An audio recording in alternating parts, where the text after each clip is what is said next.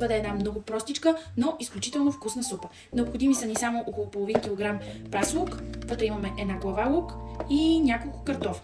Просто с това разполагам в момента. Да започваме, трябва първо да си нарежем зеленчуците.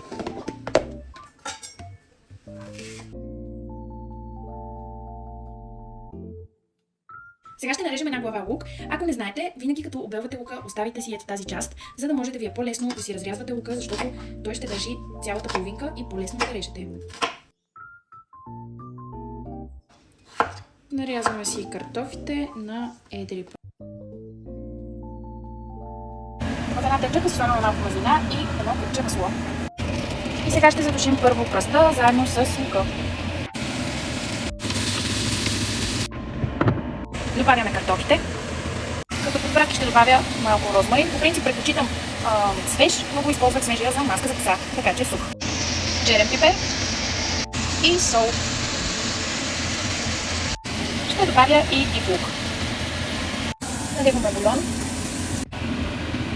и оставяме да ври.